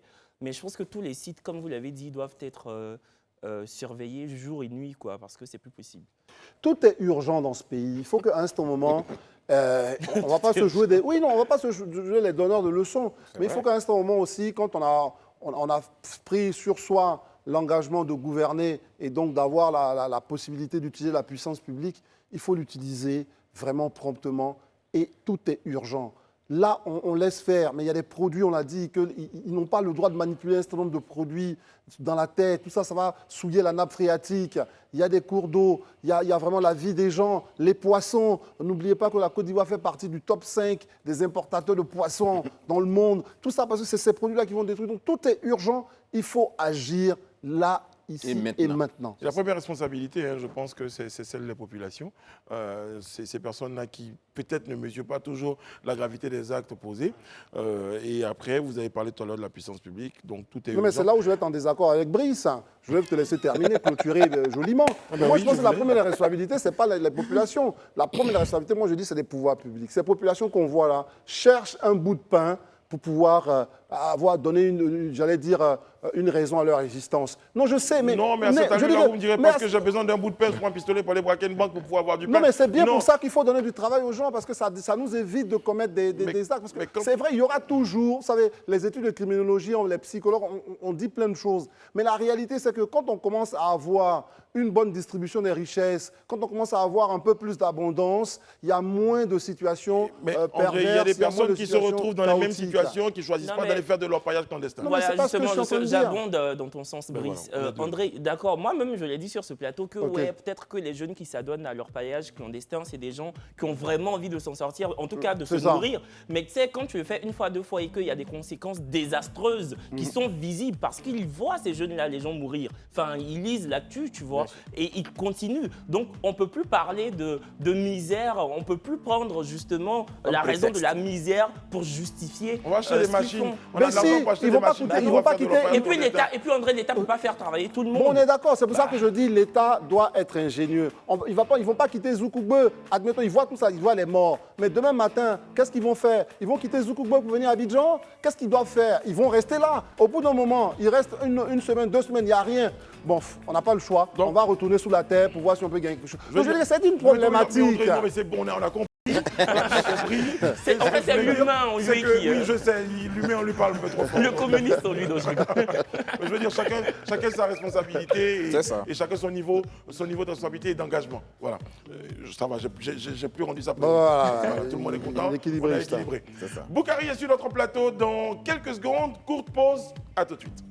De retour sur le plateau du Grand Talk, mesdames, messieurs, s'il vous plaît, faites un triomphe pour l'un des meilleurs humoristes d'Afrique et du monde. Je pèse mes mots, Monsieur Boukari, s'il vous plaît. Y'a Kevin, oui, attention. Oui, c'est trop chaud. Aïe, aïe, aïe. Milice, il faut m'entourer. Y'a Kevin, c'est en comment? Ça va et toi? Oui, bon, ça va bien. Voilà. Alors, Samiga, il peut poser. Oui, assieds-toi, Boukari, assieds-toi. Il peut poser. Oui, tu peux. Sans souci. Tu peux. Oh, il y a de l'eau. Bonsoir, bonsoir, Boukari. Oh, faut rien y faire. Bonsoir, Samiga. C'est Brice, c'est pas Bilissi. Hein? C'est Brice. Oh, c'est ce que j'ai dit là. Bilis. Ah, d'accord. Kevin, tu es mort de moi. Quand t'allais dire comment t'appelles? Comment tu l'appelles? Brice. C'est même ce Bilis. C'est ça. Alors, Bilis, ça va? Je suis très heureux de te recevoir. La rivière au bord de l'eau. Voilà. C'est le titre de ton spectacle. Oui. Le tout dernier. On a travaillé dessus, on a travaillé sur ce titre-là même. Mais, Brice, pardon, est-ce qu'on peut faire un exercice qui me rappelle le dédoublement de personnalité? Est-ce qu'on peut retrouver l'hôte de Boukari? Celui en qui se retrouve Boukari. Il a regardé Stargate, il y a les Ouais, Goa'uld et tout ça. Est-ce que peut-être il y a Boukari dans Boukari, quelqu'un? Est-ce qu'on peut retrouver la personne? Alors, je fais un peu le travail de comment ils appellent ça, Kevin? Les gens qui font les... Bon, allez, je vous explique, je trouve le nom après. Boukari, quand je vais taper comme ça, tu redeviendras autre que Boukari, toi-même. Moi-même? Oui, à l'état civil. C'est moi-même qui est là. Boukari, attention, c'est un jeu, quoi. C'est une séance d'hypnose, c'est ça. Voilà. Je C'est comme t'hypnose. un jeu, les gars, Voilà. c'est comme un jeu. Ne Voilà. croyez pas, c'est un jeu. Je t'hypnotise et puis je vais découvrir celui qui était là avant Boukari. Allez, parce que c'était pas né Boukari. Oui, bonjour. Comment allez-vous? Oh, je vais bien. Merci. Alors, on est très content de vous Il est recevoir. comme ça. Boukari, ça va pas durer. Ça n'a pas duré, Boukari. On va retrouver le gars qui a... Mais Boukari me fatigue. Il te fatigue. La personnalité de Boukari est Il trop me forte. fatigue. Il aime ça. Non, oui, j'avais jamais connu autre que le personnage, quoi. Ah J'avais ouais, jamais voilà, connu c'est la- Mais c'est lui qu'on veut attraper, c'est lui qu'on veut saisir ce Allez, soir. Parce que je l'autre refais est encore. différent. Attention. Alors, avant de venir, qu'est-ce qui fait que vous choisissez de devenir le personnage de Boukari? Faut dire, oui, comme tu le dis, c'est un choix. C'est un choix que j'ai fait et ça a débuté depuis, je pense, à Dimanche Passion.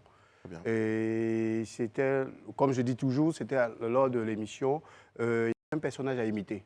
Et je l'ai incarné, j'ai incarné le personnage de Boukari, ça a tellement plu. Donc je dis bon, pourquoi pas me perfectionner dedans et vouloir continuer dedans que faire autre chose après. Et donc c'est un personnage que j'incarne bien. J'ai fait des recherches sur ce personnage-là et voilà ce que ça donne aujourd'hui.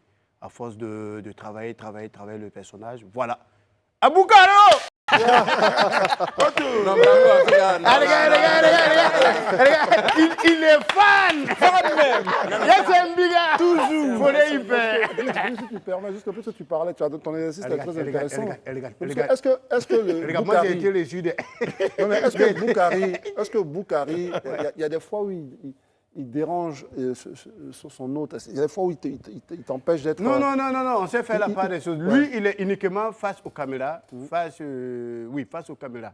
C'est là, lui, il me dit, si je ne le fais pas, je lui rends des comptes. face aux caméras, il faut que lui, il intervienne.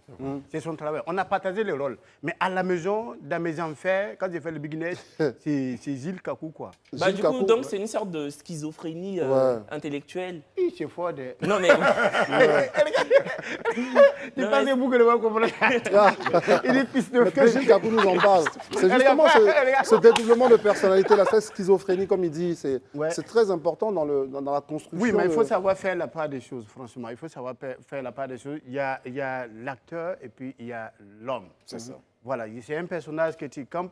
Donc, après ça, tu ne vas pas le camper tout moment. C'est ça. Tu vois, là, je suis un père de famille, je suis un homme d'enfer.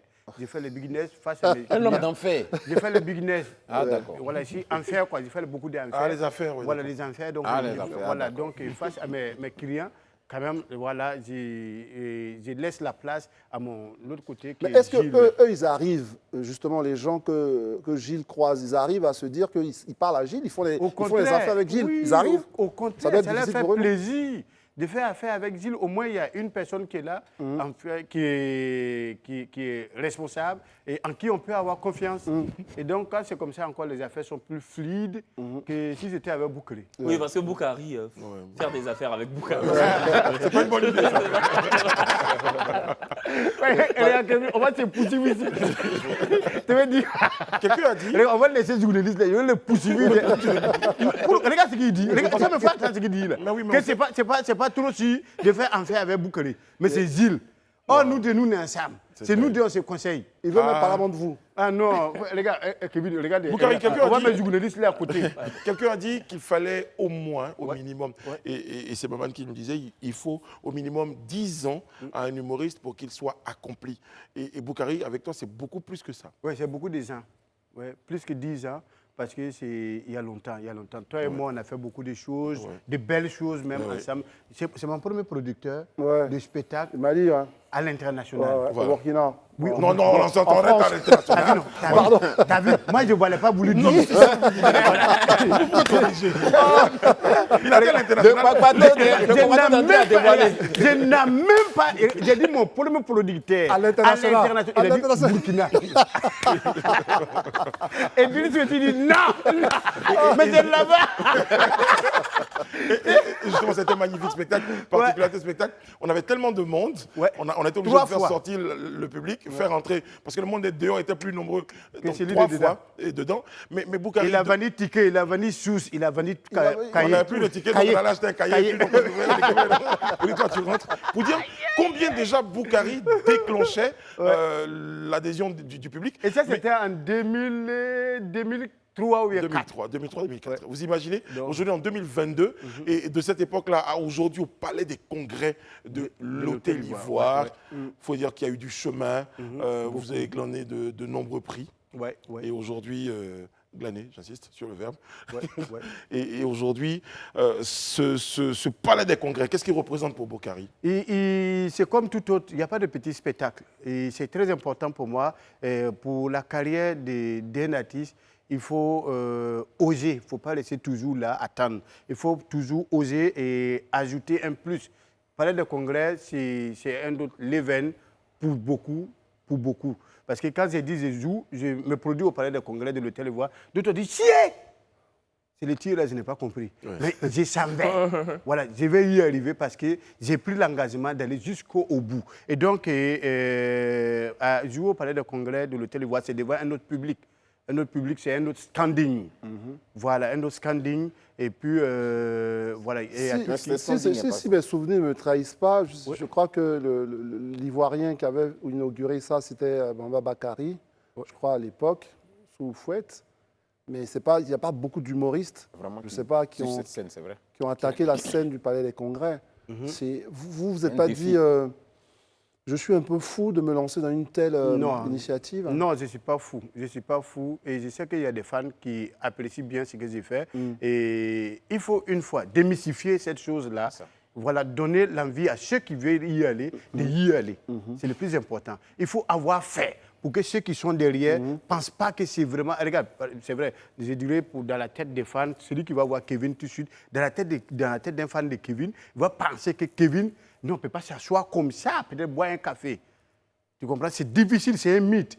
Mais si Kevin tout de suite descend et il voit Kevin dans la rue en train de boire café, ça résout le cœur de ces fans-là. C'est ça. Donc cette salle-là, ça a été tellement mystifié qu'il faut la démystifier. Et ceux qui sont derrière puissent venir aussi faire la même chose. Et puis encore, en plus, en Côte d'Ivoire, il n'y a pas beaucoup de salles, des spectacles. Il y a que le Palais de la Culture et cette coin-là. Donc si on doit toujours laisser là-bas. Mais autour de voilà, qu'est-ce qui se passe là-bas? D'autres quittent là-bas pour venir. Et nous qui balayons toujours dedans. Je pense qu'il n'y a pas de moment, quoi. C'est le moment. C'est le moment, il faut y aller. Il faut aller et si on paye 100 000 francs, 200 000 francs, 1 million pour... Voilà, nous, on peut faire ça. Mais juste moi, j'ai une question. Ça va être quoi? Un seul en scène, donc un one-man show? C'est un one-man show, oui, ok. un one-man show. Pendant combien de temps, Boukari sera sur scène? Oui, j'ai l'habitude de faire 2 heures, 2 heures de show parce que, enfin, je viens de loin. Il y a beaucoup de choses que j'ai appris, la tenue de scène, il y a beaucoup de choses, les déplacements. Donc, le public veut voir Boukari. Le public qui n'a pas l'habitude d'aller au Palais de la Culture, qui veut venir cette fois-ci me voir, il faut que je donne. Et puis j'ai envie de donner encore. Et c'est plus. un spectacle de son, c'est un spectacle de lumière. Voilà. C'est important, c'est juste pas regarder Boukari. Il y aura de la lumière. En tout cas, nous, on peut vous conseiller, si vous ne l'avez pas encore. Si les tickets sont en prix d'en gros, voilà, 25 000, 50 000. 100 000. Ah, mais c'est bien. Pour celui qui veut venir avec son femme, chaque 25 000, ça fait 2. Voilà, si tu veux maintenant, c'est toujours 2 D. Voilà, donc vous pouvez venir, voilà. Voilà, je vous sens envie de venir. Non, juste serré. Ah, juste serré? Juste serré. Il faut venir, il ne faut pas juste serré. Non. C'est pas vrai, ce gars-là. Boukari, on peut dire au revoir aux téléspectateurs. Vous dites, il y a le JT tout à l'heure. Vous dites, là par exemple, on va retrouver le JT tout à l'heure. Boukari peut l'annoncer pour nous. Mesdames, Mesdemoiselles, Messieurs, si votre attention, on va partir pour le JT. JT. Un pour les... JT. C'est qui il a dit. Nous sommes de retour sur le plateau du Grand Talk à la suite du JT présenté par Sharon Camara. C'est 4, il va falloir un vendredi quand même qu'on lui permette de passer, de faire un petit coucou à la Sharon. Oui, ce serait pas mal. Allez, on va caler ça certainement vendredi prochain. Pour la suite, nous sommes en compagnie d'Élisée Boloube. Nous sommes en compagnie de Kevin Aubin et de Monsieur André Bois. Ça paie comme jamais, c'est le... Mais après, vous avez les connotations des signes. Hein. Faites attention. Moi-même, je faisais les signes et puis je pensais, je dis, j'appartiens à une secte. Voilà, c'est ça. Ou à un parti politique. Voilà. Se fait de la victoire, vous voulez dire autre chose, sait-on jamais. J'entendais une expression, ceci dit, quelqu'un m'a dit, on doit plutôt dire cela dit. Cela dit. Voilà, plutôt que ceci dit. Donc c'est juste placé comme ça au passage. Pour la suite, notre invité qui nous rejoint sur le plateau est M. Faustin Onozon. Il est économiste, expert en intelligence économique. Avec vous, et ça va être même ma première question. Bonsoir, M. Onozon. Comment allez-vous? Monsieur, bonsoir, ça va bien? Merci d'être ce soir sur notre plateau. Merci aussi. Avec vous, on va évoquer la question de l'impact de l'endettement sur la croissance économique d'un pays. C'est ma première question. Quel est l'impact, ou quel peut être l'impact de l'endettement sur la croissance économique d'un pays? Vous allez nous dire certainement ce que c'est que l'endettement. Parce que quelqu'un m'a dit la dernière fois, quand vous empruntez et que ce que vous empruntez n'est pas au-dessus de ce que vous gagnez, on ne peut pas vous considérer comme endetté. On compte sur vous pour nous faire un peu de pédagogie pour qu'on en sache un peu plus au sortir de cette émission. Merci. Alors, je réponds maintenant alors. Allez-y. OK. Alors, en fait, d'abord, je vous dis merci. Merci de m'avoir invité ici. On vous en prie. Merci au directeur des programmes et aux responsables de votre structure. Très bien. Voilà. En fait, l'endettement est d'une manière tout à fait simple. Hein. Chacun d'entre nous ici a eu recours à un crédit. Lorsque vous avez recours à un crédit pour mettre sur pied un financement... que Kevin n'a pas, hein, non, jamais. C'est de l'humour. Non, je sais, j'ai compris. Mais encore que vous le dites si bien, ça nous permet justement de naviguer un peu dans vos propos. Quelqu'un m'a dit que le crédit, c'est défini comme la qualité de quelqu'un qui est solvable. Vous dites que ne prend pas crédit qui veut, mais qui peut. Qui peut aussi en même temps. Voilà, donc a eu recours à un crédit pour financer un achat. Très bien. Ou alors une opération, ça peut être construire une maison par exemple, où vous allez habiter. C'est ça. Et tout ça, c'est une opération liée à l'endettement. C'est un endettement. Ah bon? Et vous qui vous endettez, on vous appelle débiteur. Si c'est auprès d'une banque, et la banque sera votre créancier. Voilà un peu comment ça se passe. Très bien. Alors vous pouvez vous endetter aussi entre amis. Hein. Et entre amis, votre collègue peut vous donner un peu d'argent C'est dommage pour financer une opération. S'il en a assez d'ailleurs. Bon, Voilà, mais vous êtes censé lui rembourser. Ça peut être aussi un endettement qui n'est pas lié à un remboursement. Ça peut être un don. Ah bon? Voilà. Ah ouais.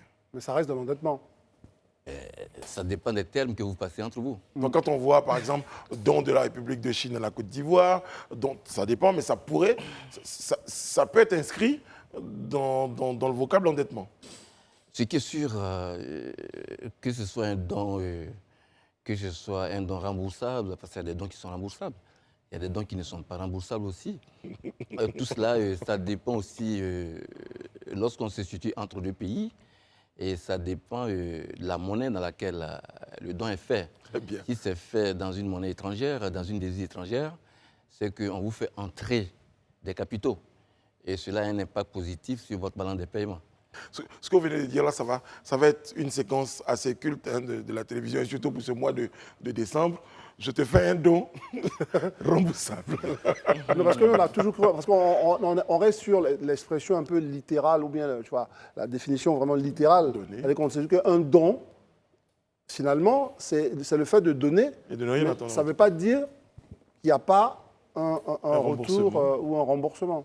Oui, c'est ce que j'ai dit, ça dépend des termes du contrat. Ouais. Parce qu'un don, il est quand même lié à un contrat. C'est ça. Et le contrat, dans le contrat, si vous écrivez que c'est un don, mais il est remboursable, mais vous le remboursez sous une autre forme. Ça peut être un remboursement direct, ça peut être un remboursement indirect. On peut vous demander de prendre ce don pour réaliser telle ou telle opération pour la population, par exemple. C'est le cas, par exemple, du contrat C2D entre la Côte d'Ivoire et la France. C'est ça. Mais par exemple, là, à l'origine, c'était une dette. Une dette que la Côte d'Ivoire avait eu à contracter vis-à-vis de la France. C'est ça.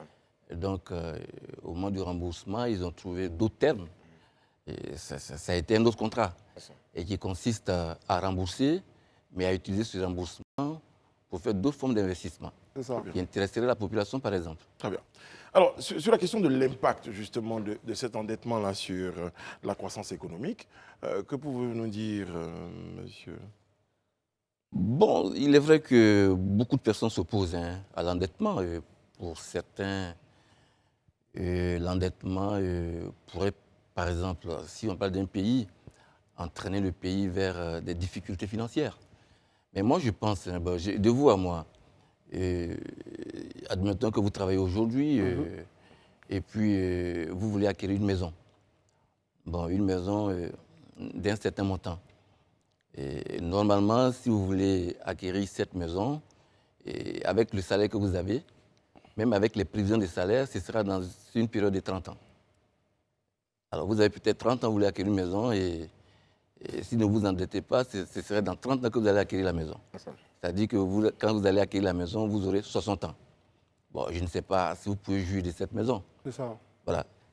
Ou alors vous décidez maintenant de vous endetter, c'est-à-dire on vous donne de l'argent, et vous allez acquérir la maison, et vous êtes dedans durant une période de 30 ans. Voilà. C'est un peu ça l'endettement. Et déjà ce que je dis, à partir de ce que je dis, vous pouvez déjà voir que l'endettement a un impact positif sur chacun d'entre nous. Encore quand on va au niveau d'un pays, et l'impact devient encore plus positif. Je crois que chacun d'entre nous est déjà sorti. Vous allez juste à l'Indénier, ou alors pour ceux qui ont l'habitude de voyager, vous allez à l'intérieur de la Côte d'Ivoire, vous allez voir des routes qui ont été faites, il y a des écoles, des universités et autres. Mais ce sont des investissements qui auraient pu être faits sur une période de peut-être 10, 15, 20 ans. Aujourd'hui, on nous dit dans 2 ou 3 ans, ces investissements seront à notre portée. Et nous allons en jouir tout le monde. Alors, souhaiteriez-vous avoir une route sur une période de 30 ans, bien avoir une route maintenant? C'est la question qu'il faut se poser. Monsieur Onouzon, ce que vous dites s'entend, mais je pense que c'est conditionné. Ça, c'est à condition que la dette contractée serve effectivement à l'investissement. Donc, il y a la question même de la gestion de cette dette, en fait. C'est dans ce cadre-là qu'on peut dire c'est bien de s'endetter, mais à supposer, par exemple, qu'on s'endette et ce pour quoi on s'endette n'est pas réalisé. On a vu que dans ce pays, par exemple, on s'est retrouvé à un moment dans une situation qu'on a appelée PPTE, pays pauvre très endetté, au point où il était difficile encore de se réendetter, parce qu'on était surendetté apparemment. Donc à ce moment, les investissements n'ont pas été faits. Pourquoi? Pour peut-être caricaturer un peu ce que disait Bologbedi, c'est que par exemple, il y a des formes d'endettement. Vous allez à la banque, dans le cas d'une maison, où on vous dit, par exemple, la banque vous dit, nous, on vous donne une maison et vous remboursez. Et il y a des cas où on vous donne l'argent pour pouvoir acheter la maison ou la voiture. Et malheureusement, souvent, cet argent-là n'est pas utilisé. Pour ce pourquoi on a sollicité la dette. Ben oui, je pense que c'est une question aussi d'éducation. On ne peut pas être à la tête d'un pays ou d'une corporation ou d'une institution et puis ne pas respecter les principes de cette institution.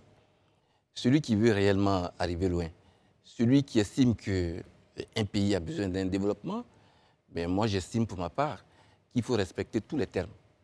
Quand on s'endette, c'est pour réaliser. Et puis, je crois que c'est vrai, vous avez dit tout à l'heure qu'il y a eu pas mal d'endettements par le passé qui ont donné droit au PPTE. C'est des endettements qu'on a dû laisser tomber pour nous permettre d'avancer dans le cadre de la gestion de nos différentes politiques économiques et financières. Mais c'est vrai, mais quelque part, quand vous entrez dans le vif du sujet, vous verrez qu'il y a eu beaucoup de difficultés. Il y a eu beaucoup de difficultés. Liées à quoi, ces difficultés? La mauvaise gestion, en fait, de cette dette. Bon, disons, pas forcément à la mauvaise gestion de ces dettes. Ça dépend. Je prends par exemple le cas en 2020, avec la pandémie qu'on a eue. C'est ça. On attendait un taux de croissance de près de 6 à 7 %. C'est ça. On a eu un taux de croissance de 2 %. Ouais, 2%. Et on a dû revoir nos politiques de gestion économique et financière. On s'est même endetté d'une manière exceptionnelle. C'est ça. On va certainement y revenir par une demande intérieure de monnaie. Mais ce n'est pas pour autant qu'on ne s'est pas retrouvé. Et l'année d'après, des 2 %, on est passé à près de 6 %. C'est ça. Ça dépend de la gestion qui a dû être faite. Donc, il y a certaines situations qui peuvent arriver malheureusement, qui donnent droit à des rééchelonnements, mais le rééchelonnement lui-même peut ne pas marcher. Ouais. Il peut y avoir d'autres formes de difficultés. Et je ne crois pas que ce soit forcément lié à une mauvaise gestion. Il y a aussi le temps. Il y a aussi la situation économique elle-même. Soyons concrets, vous avez parlé, ça c'est très bien, on a compris un peu la question de l'endettement, mais vous avez parlé de la question, et je l'ai là, de croissance macroéconomique, la croissance tout court. C'est quoi, finalement la croissance c'est quoi? Parce que tout le monde en parle comme ça, de façon un peu, tout le monde se fait le spécialiste. C'est quoi la croissance? En des termes vraiment très simples. Alors, d'une manière tout à fait simple, comme vous le désirez, il y a plusieurs optiques. On va aller dans l'optique balance des paiements. La croissance, c'est l'investissement, plus la consommation, plus le solde du commerce extérieur. C'est le PIB. C'est la variation du PIB qui fait la croissance. C'est le terme du PIB que je vous ai donné là. Consommation, plus investissement, plus solde du commerce extérieur. Aujourd'hui, vous avez une consommation de 100. L'année d'après, disons en fin d'année, cette année vous avez 100, en fin d'année vous avez 110, ça fait une augmentation de 10 %. Pour la consommation. La consommation. Ok. L'investissement, 100, 110, ça fait 10 %. Et pour ne pas, avant que vous n'alliez sur le troisième point, pour l'investissement, il y a à la fois l'investissement de l'État, puis l'investissement du privé, où c'est juste toujours l'investissement public. Mais le PIB concerne tout le monde. Tout le monde, ok. Ce n'est pas seulement l'État. C'est ça. Il y a un volet public, il y a un volet privé. C'est les deux volets qui font le PIB, qui est le produit intérieur brut. Mais la croissance, c'est la variation de ce PIB-là, d'une année à une autre. C'est ça la croissance, en fait. Alors, quand on dit qu'un pays a une croissance macroéconomique de 6 %, c'est la variation de cette production nationale. Et justement, qu'est-ce qu'on doit comprendre, pardon, une autre question, qu'est-ce qu'on doit comprendre par rapport à cette variation? Parce que quand on regarde la situation qu'on avait au préalable à la situation d'aujourd'hui, comment on fait la lecture pour dire qu'on est en bonne santé, même si voilà, souvent les chiffres sont très différents de la réalité. Je ne sais pas si vous comprenez ce que je veux dire. Oui. Est-ce que, justement, par rapport à ce préalable et la situation d'aujourd'hui, il y a des raisons toujours de se réjouir? Bon, pour être encore plus simple, vous avez un salaire. Et imaginez-vous votre salaire qui croît chaque année de 6 %. Vous n'allez pas me dire que c'est mauvais. Ah. Voilà, c'est un peu ça le PIB, c'est un peu le salaire de l'État, c'est un peu le salaire de toute la Côte d'Ivoire. C'est la richesse nationale qui croît chaque année au moins de 6 % en Côte d'Ivoire. Mais c'est assez exceptionnel. Parce que c'est ce que ça veut dire en réalité. Très bien. Et donc, il y a ce qu'on appelle un retour sur investissement. Parce que ce PIB, on ne l'a pas eu comme ça. Vous savez qu'en Côte d'Ivoire, il y a ce qu'on appelle l'investissement qu'on va chercher ailleurs, qu'on va chercher à l'intérieur de la Côte d'Ivoire. Et l'État s'endette, par exemple, chaque année par le biais des bons et des obligations du Trésor. on va à l'étranger, comme on le fait dans la sous-région, comme on le fait en Côte d'Ivoire. Et cet investissement, c'est lui qui nous permet de développer la consommation, c'est-à-dire les salaires et autres. Quand on crée une route, il y a des salaires qu'on donne aux gens, il y a la consommation qui s'est développée et autres. Et cet investissement et la consommation donnent ce qu'on appelle une gestion proactive de la demande globale. Vous voyez un peu, ajouter à cette gestion-là, le solde du commerce extérieur, voilà, on a la croissance économique et financière dans un pays. Bon, je Très pense bien. que Kevin Moi, voulait... c'est bien, hein, on est parti dans les thèmes techniques et tout ça. Vous êtes un expert et je vous remercie. Ce que je souhaite, hein, c'est que pour nos téléspectateurs, pour l'ensemble de nos téléspectateurs, on aille sur des cas pratiques. Aujourd'hui, la première question que certains se sont posées ou des idées reçues qui ont circulé, c'est que la Côte d'Ivoire, à un moment donné, se serait beaucoup endettée. Et on craindrait même que cet endettement-là ne puisse être l'héritage des enfants, de nos enfants, des enfants pendant nos générations. Est-ce qu'aujourd'hui, la Côte d'Ivoire a eu raison de s'endetter et quelles seront les conséquences ou quelles pourraient être les conséquences de cet endettement-là pour la suite? Expliquez-nous un peu la situation de la Côte d'Ivoire, concernant les dettes de la Côte d'Ivoire. Bon, voilà, je reviens toujours sur le plateau, à vous aussi. Et quand vous vous endettez auprès de votre banque, il y a un taux d'endettement. On ne dépasse pas 30% du salaire. Et aucune banque sur la place ici ne peut vous donner un endettement, ne peut vous donner de l'argent, vous prêter de l'argent jusqu'à plus de 30% de votre salaire. Si j'ai 100 000, la banque me permet sur 30 000. Voilà. Et si elle va au-delà, elle va subir les sanctions de la Banque centrale. Voilà. Mais l'État, c'est pratique, c'est la même chose. Il y a un taux d'endettement qui est reconnu par la Banque centrale. Par l'UEMOA. Par l'UEMOA. Par l'UEMOA qui est géré d'une manière ou d'une autre par la Banque centrale. C'est ça. Alors, ce taux d'endettement, comme on le dit, ne devrait pas dépasser 70% de notre PIB. C'est ça. Et je disais tout à l'heure que le PIB, c'est un peu comme si c'est votre salaire aussi. C'est ça. Voilà. Alors ici, en Côte d'Ivoire, en 2022, voilà, on était à 51%. Et dans la même année de 2022, on est passé à près de 49% du PIB. On peut dire que tous les dons remboursables, toutes les dettes que la Côte d'Ivoire a pu contracter dans son ensemble, eh bien, toutes ces dettes-là n'ont pas excédé 50%.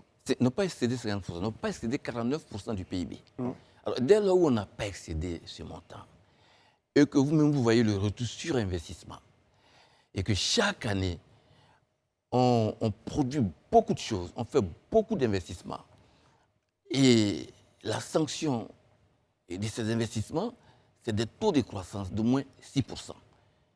Et quand vous faites ces calculs, vous verrez qu'il y a un retour sur investissement assez éloquent, très important. Et donc, on aura les moyens de pouvoir rembourser. Mais voilà. Donc, on ne peut pas dire qu'on s'endette pour rien. Très bien.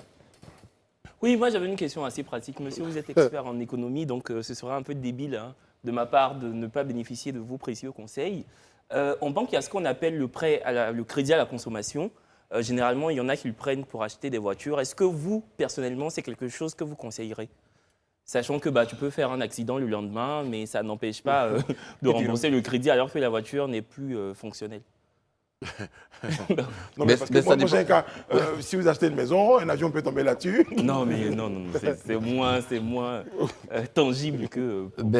Ça dépend. Généralement, quand on achète une maison, quand on achète une voiture, c'est qu'on a déjà une maison. Voilà. Et la voiture, alors, elle est certainement importante. Mais vous pouvez aussi acheter une voiture dans le cadre de votre service. Et c'est pour que c'est à partir du service que vous allez vous réaliser.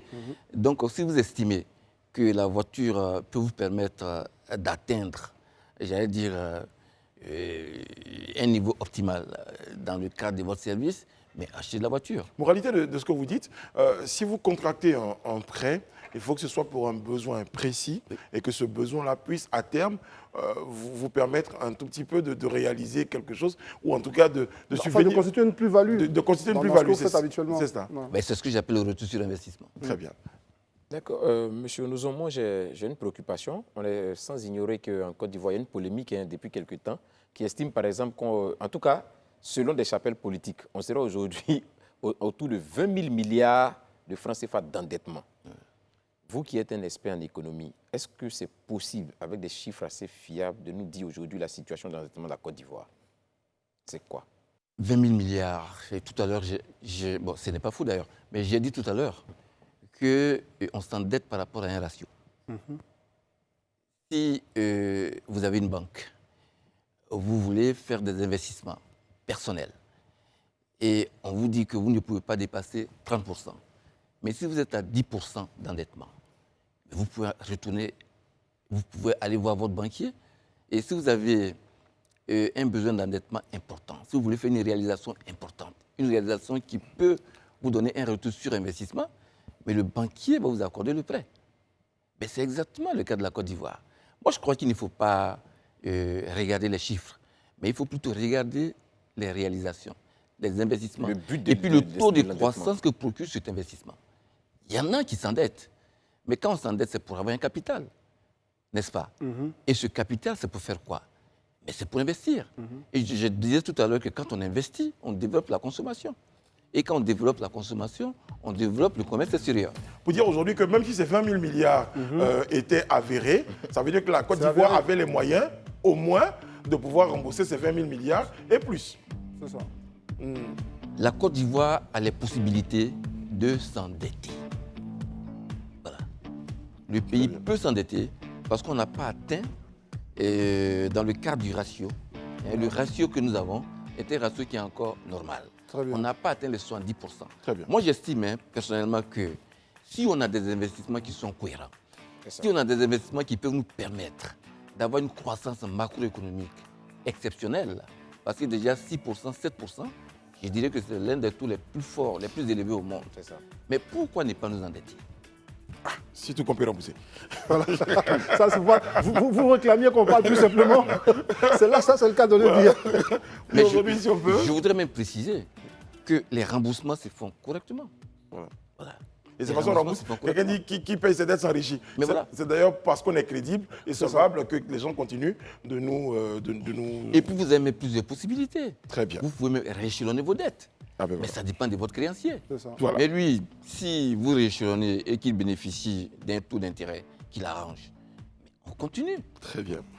Monsieur Faustin Onezo, merci d'avoir été en notre compagnie et je pense, au regard de toutes ces informations que vous nous avez données, qu'on aura l'occasion de vous avoir sur notre plateau, en tout cas pour solliciter à nouveau votre expertise. Merci beaucoup. Je rappelle que vous êtes économiste, expert en intelligence économique. Vous étiez avec nous sur ce plateau, vous nous avez fait l'honneur de votre présence. Merci Élisée, merci André, merci Kevin. Merci à vous téléspectateurs d'avoir été en notre compagnie. On vous donne rendez-vous lundi sur ce même plateau. Kevin, non, c'est plutôt Connie, c'est un autre cas. Et c'est Girls, on vous donne rendez-vous juste après nous. On va parler d'économie, hein, ouais. avec Stanislas Zézé. C'est important ça. Que Dieu veille sur vous, que Dieu veille sur la Côte d'Ivoire. À lundi. Merci.